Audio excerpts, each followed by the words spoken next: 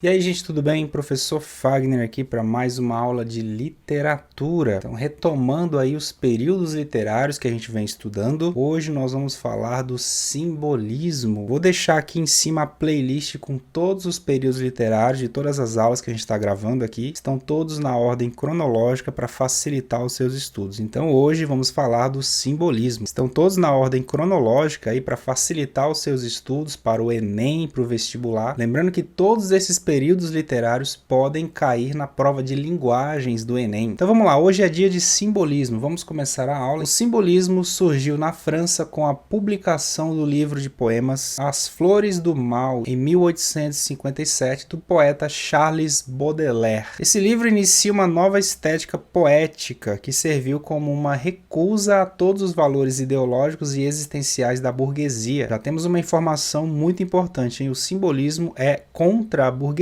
e também se opõe à literatura parnasiana, que era objetiva, descritiva e plástica. Como assim plástica? A literatura parnasiana, se você se lembra da aula de parnasianismo, era uma literatura que prezava apenas pela estética, pelo belo, ou seja, ela buscava meramente um efeito plástico, bonito nas palavras. E o simbolismo não era muito a favor disso. Então, ele vem para derrubar os conceitos burgueses na arte e também para derrubar os padrões meramente estéticos da literatura parnasiana. O simbolismo é o último movimento literário antes do modernismo. Então a gente pode considerar o simbolismo na literatura como um movimento pré-moderno. Na França, além do Charles Baudelaire, que a gente vê aí, a gente também pode destacar os escritores Paul Verlaine, Arthur Rimbaud e Stéphane Mallarmé. São os grandes destaques da literatura simbolista francesa. Quais são as características que esse movimento artístico literário trouxe para o mundo da arte? A gente percebe que existe simbolismo, gente, não só na literatura, tá? Tem simbolismo na escultura, na pintura, na música. Essas características que nós vamos ver agora se aplicam apenas ao simbolismo literário. A primeira característica do simbolismo é que ele foi apenas poético, mas de acordo com que o tempo foi passando na literatura, a gente pode perceber também que outros autores conseguiam aplicar simbolismo na prosa também, isso tempos depois. Mas aí já era modernismo, Então a gente considera esse simbolismo na prosa já modernismo. A linguagem do simbolismo é uma linguagem subjetiva, muito sugestiva, vaga. Também há ali a evocação de símbolos na poesia. Esses símbolos são construídos por meio de palavras, figuras de linguagem, que sugerem alguma coisa em vez de falar essa coisa claramente. Há também muita religiosidade na poesia simbolista, misticismo, fala muito de alma, das nossas almas, do cosmo, do universo. Tudo isso está presente na literatura simbolista. Também é uma literatura que busca o transcendentalismo,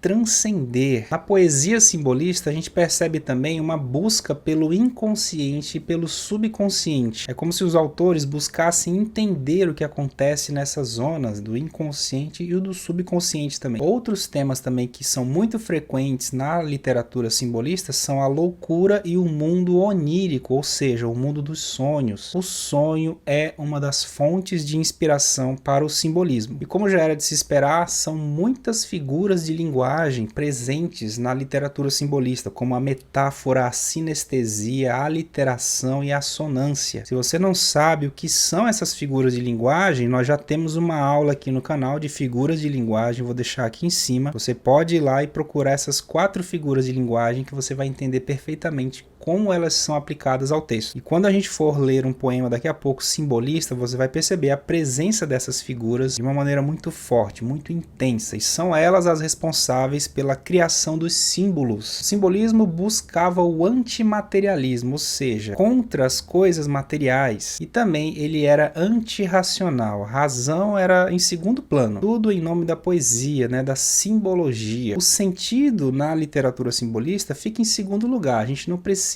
ler um texto simbolista e entender de cara. Para ler e entender um poema simbolista ou uma pintura simbolista ou qualquer arte simbolista, você tem que lê-la várias vezes e tentar mergulhar naquele mundo proposto por essa obra simbolista. Só então você vai conseguir encontrar alguma possível lógica, porque fazendo uma leitura superficial, esse texto simbolista é ilógico. O período da arte simbolista foi um período muito curto, com poucas manifestações. Nasceu na França, né, de maneira mais intensa, houve outras manifestações em vários pontos da Europa também, e em Portugal e no Brasil também houve produções simbolistas. Era um movimento oposto à forma parnasiana, como a gente falou lá no comecinho da aula. Tudo que o parnasianismo pregava e defendia na sua arte, o simbolismo tentou derrubar, propôs uma arte diferente, contrária à parnasiana. Nas obras simbolistas, a gente percebe a exploração da sonoridade. O som das palavras é muito importante para se produzir um texto simbolista. E isso resulta também num texto muito musical, melodioso, né, que lembra muito bem uma música. Falando agora do simbolismo em Portugal, os grandes destaques que nós temos aqui em Portugal são Eugênio de Castro, de quem a gente pode destacar duas obras aqui, ó, Cristalizações da Morte e Horas Tristes, e também o Camilo Peçanha, cujo destaque literário é o livro Clepsidra. Se eu achar essas obras para download, eu vou deixar aqui na descrição para você baixar se quiser. No Brasil, tivemos também dois grandes destaques importantes para a literatura. O primeiro grande destaque brasileiro do simbolismo é o poeta Cruz e Souza, que nasceu em Santa Catarina em 1861 e morreu em 1898. Vou deixar informações dele aqui também na descrição. E escreveu, entre outras obras, as principais: Broquéis, de 1893, e Missal, também do mesmo ano, Evocações, de 1899, Faróis, de 1900 e Últimos Sonetos, de 1905. Esses três últimos foram publicados póstumamente à sua morte. Eu trouxe aqui dois poemas dele para destacar para vocês. O primeiro é Antífona. Se vocês anotaram ali as características do simbolismo, vocês vão poder perceber agora grande parte delas nestes dois poemas. Ó formas alvas, brancas, formas claras, de luares, de neves, de neblinas, ó formas vagas, fluidas, cristalinas, incensos dos turíbulos das aras. Vejam só a sonoridade que essas palavras produzem e a construção de símbolos por meio das metáforas que ele coloca aqui. Quanto mais forte é a figura, a metáfora, mais forte é o símbolo, né? Mais intenso é o símbolo, que nos obriga a ler várias vezes, a mergulhar no texto e tentar buscar uma lógica, uma explicação. O simbolismo busca muito mais provocar os nossos sentidos, né? A audição, o olfato, o paladar. Então a sinestesia é uma outra figura de linguagem muito presente no simbolismo também. Vou ler só mais uma estrofe, se você quiser ler o restante, pausa o vídeo. Formas do amor constelarmente puras, de virgens e de santas vaporosas, brilhos errantes, mádidas frescuras e dolências de lírios e de rosas. O que são os símbolos poéticos? Vamos extrair alguns aqui para vocês verem. Brilhos errantes, mádidas frescuras, dolências de lírios e de rosas. Cada uma dessas expressões é um símbolo, uma coisa abstrata, né? Meio que surrealista. Esse é o tom do simbolismo na literatura, ok? E um outro poema muito famoso também do Cruz e Souza é o Violões que Choram. Eu vou ler só essa quarta estrofe aqui, porque é a mais famosa, e vocês percebam a sonoridade que ele coloca. Vozes veladas, veludosas vozes, volúpias dos violões, vozes veladas, vagam nos velhos vórtices velozes dos ventos, vivas, vãs, vulcanizadas, sob a febril agitação de um pulso. Legal, né? Legal, bem louco. E outro destaque também do simbolismo brasileiro é o poeta Alfonso de Guimarães, que nasceu em Minas Gerais em 1870 e morreu em 1921. Escreveu Setenário das Dores de Nossa Senhora em 1899, Dona Mística, Câmara Ardente e Kyriale. Todos esses livros, se eu achar na internet, eu vou deixar o link para você baixar aqui na descrição. E o poema mais famoso dele talvez seja este, Ismália. Quando Ismália enlouqueceu, pôs-se na torre a sonhar. Viu uma lua no céu, viu outra lua no mar. No sonho em que se perdeu, banhou-se toda em luar. Queria subir ao céu, queria descer no mar. E no desvario seu, na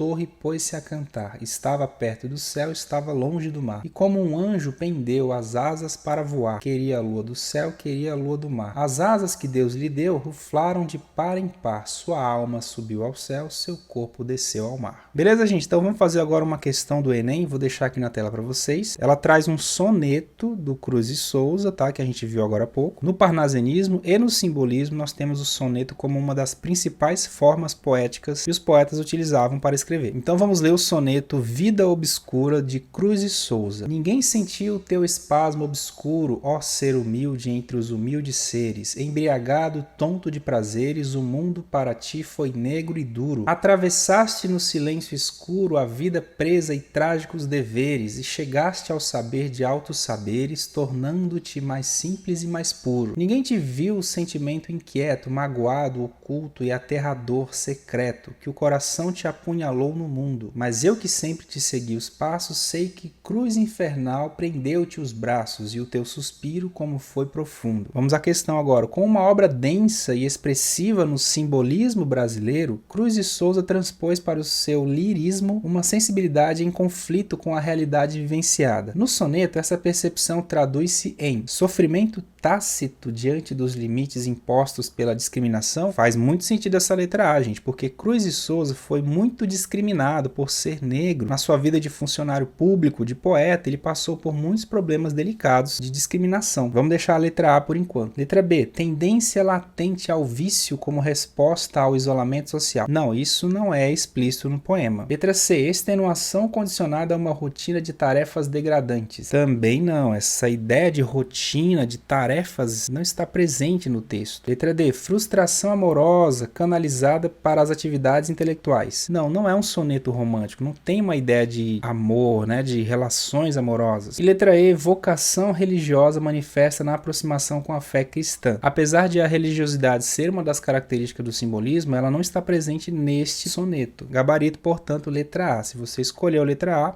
parabéns! Então é isso, gente. Essa foi a aula de hoje. Nós falamos do movimento literário do simbolismo. Nasceu na França como movimento literário, mas nas outras artes nós tivemos também manifestações simbolistas. Espero que você tenha entendido um pouco mais sobre esse movimento. Se ficou com alguma dúvida, é só escrever aí nos comentários que eu respondo. Se inscreve no canal para não perder as outras matérias. A gente se vê na próxima aula, então. Até lá!